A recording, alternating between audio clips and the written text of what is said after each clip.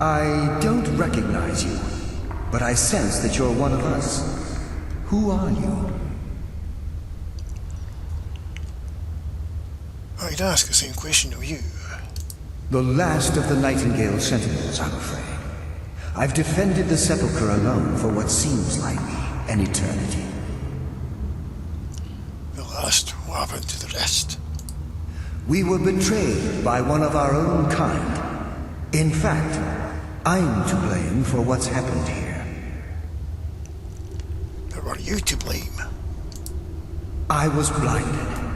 Blinded by dark treachery masquerading as friendship. Perhaps if I had been more vigilant, then Mercer Frey wouldn't have lured me to my fate and stolen the skeleton key. Are you a Gillis? I haven't heard that name in a long time. How do you know of me? I have the key. The key! You have the skeleton key! I never thought I'd see it again. And Mercer Frey? He is no longer a problem. Then it's over, and my death wasn't in vain. I owe you a great deal, Nightingale.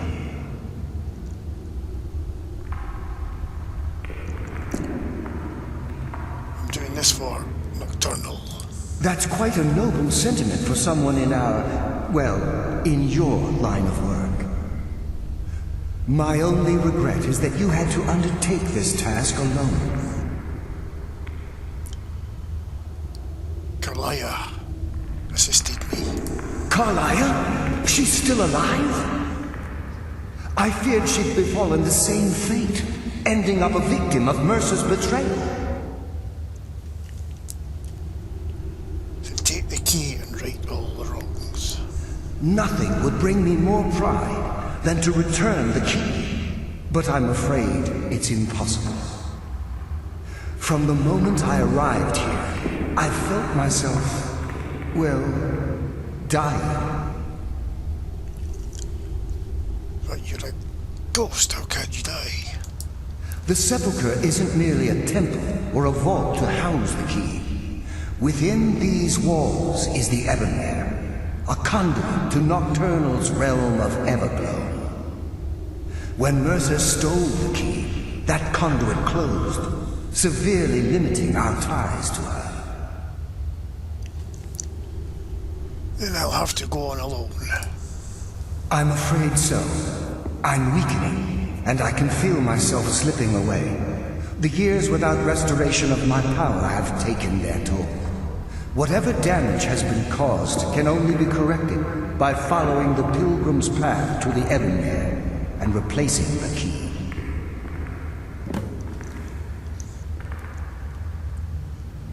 Can't you just take it? Whatever is affecting the Nightingale Sentinels is starting to affect me too.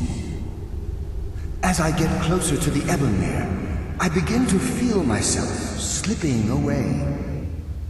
Even right this moment, I feel strange, when I don't think I should be feeling anything at all. What will I face in this pilgrim's path? I wish I could help you, but I've been a prisoner in this very chamber for the last quarter century.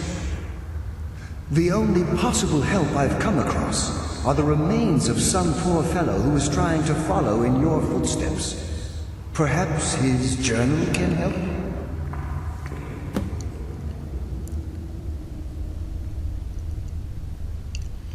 What's wrong with the other sentinels? With the Ebonmere closed, and their sudden severance from the realm of Everglow, I fear they've undergone a drastic change. They're shadows of their former selves. They no longer remember their true purpose or their original identities. So why aren't you like them? My spirit didn't manifest itself in the Sepulchre immediately, so fortunately I wasn't present when the Ebonmere was sealed. However, ever since that day, I've felt my power waning, slowly draining away. So how does does this Ebonier affect all of us? The Ebonier is a conduit through which Nocturnal influences our world. Not through magic or blessings, but purely through luck. Luck's meaningless. What we do involves skill. Yes, absolutely. Your skill is your own. Don't let anyone ever tell you otherwise. But Nocturnal, she influences our luck. Nearly imperceptible assistance we get when we ply our trade. How's that changing the way things are? Think about the guild, about the state it was in when you began. Think about all the little things you might have heard. A pick breaking when it shouldn't have. The clouds in the nighttime sky clearing at the wrong moment. Our access to those bits of luck are what separates us from common bandits.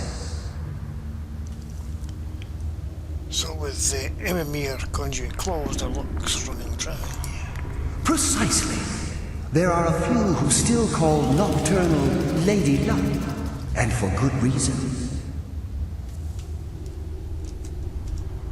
Good luck, Nightingale.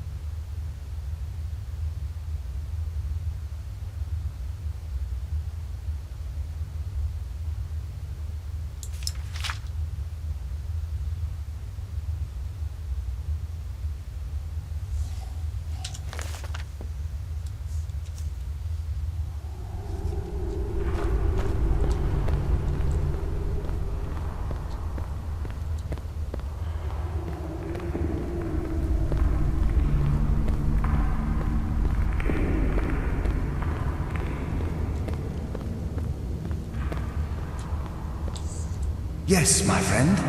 How may I help? Good luck, Nightingale.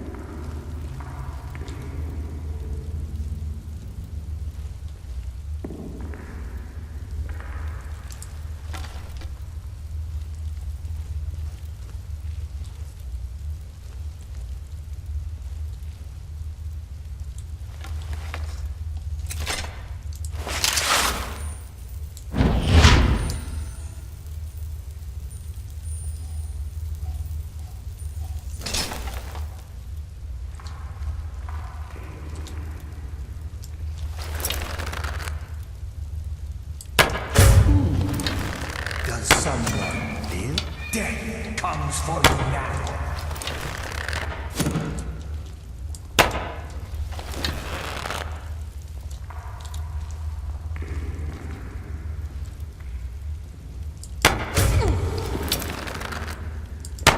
Eternal slumber awaits.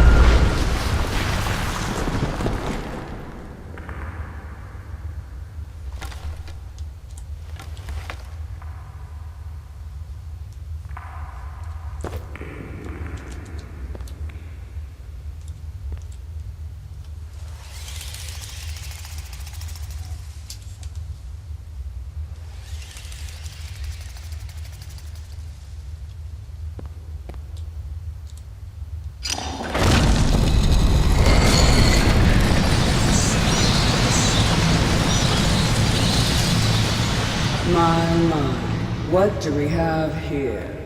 It's been a number of years since I've set foot on your world. Or perhaps it's been moments. One tends to lose track. So, once again, the key has been stolen, and a champion returns it to the sepulchre. Now that the Ebonmere has been restored, you stand before me awaiting your accolades. A pat on your head, a kiss on your cheek. What you fail to realize is your actions were expected and represent nothing more than the fulfillment of your agreement. Don't mistake my tone for displeasure. After all, you've obediently performed your duties to the letter. But we both know this has little to do with honor and oaths and loyalty. It's about the reward, the prize. Fear not. You'll have your trinkets, your desire for power, your hunger for wealth. I bid you to drink deeply from the Ebonmere mortal, for this is where the agent of Nocturnal is born. The oath has been struck, the die has been cast, and your fate awaits you in the Everglow. Farewell, Nightingale. See to it the key stays this time, won't you?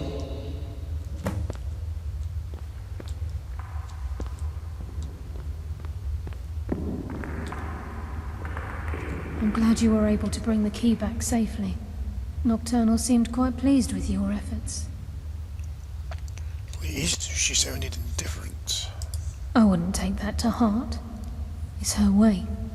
Think of her as a scolding mother continually pushing you harder to be successful, outwardly sounding angry, but silently content.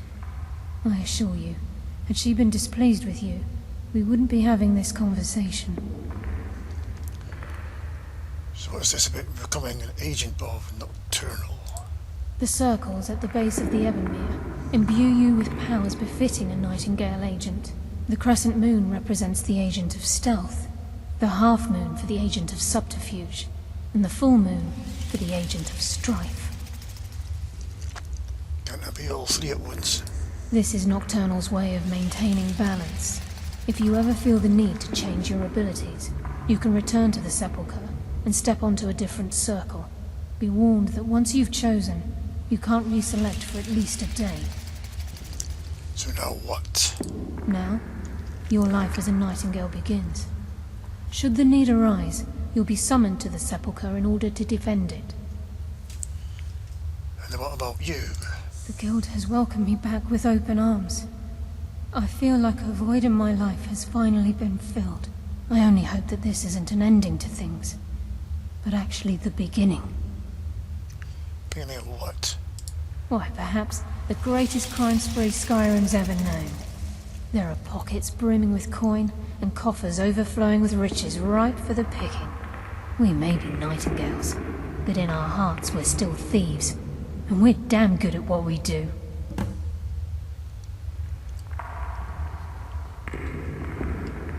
So tell me about these Nightingales. Gallus, Mercer Frey and I were once members of what's known as the Nightingale Trinity.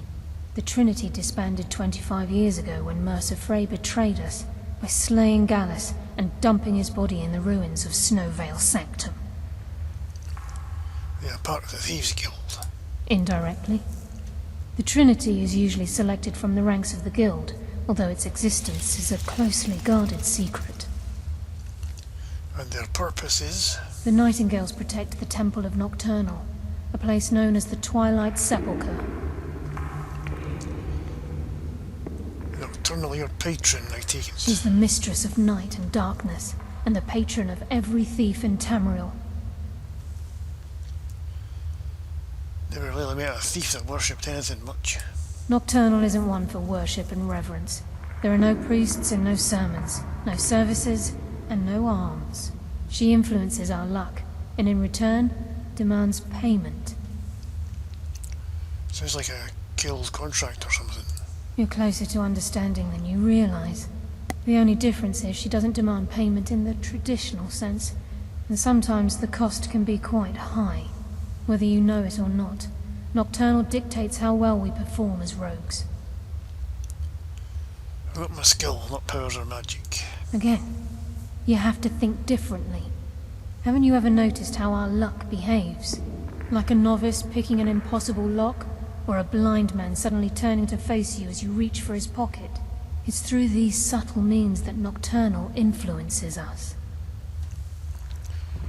Sounds like she likes us to suffer. Nocturnal's whim is the greatest mystery to everyone. There have been volumes written on the subject. Does she exact payment when we die? When we suffer, does she revel in our misery? No one knows. The return certainly seems worth the risk, though. So tell me about the Agent of Subterfuge. The Agent of Subterfuge utilizes shadow to cloud the judgment of those around him. By weaving the darkness to their will, this agent can manipulate others into fighting for the Nightingale for a limited time. The Agent of Strife.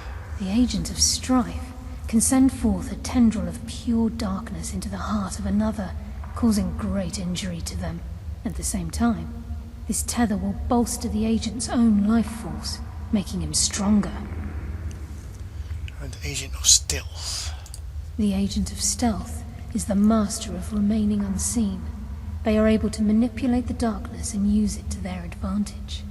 On moonlit nights or in darkened rooms, this agent literally becomes invisible. Choose your path, and your journey will be complete.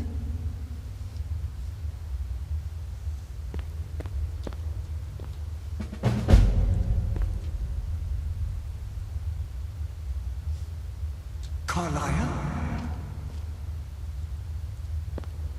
Gallus!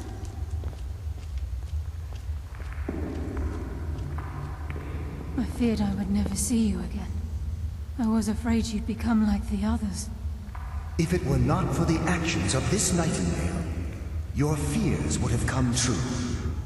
She honors us all. What will you do now, my love? Nocturnal calls me to the Everglow. My contract has been fulfilled. Will I ever see you again? When your debt to Nocturnal has been paid, we'll embrace once again. Farewell, Gallus. Eyes open. Walk with the shadows. Goodbye, Carlisle.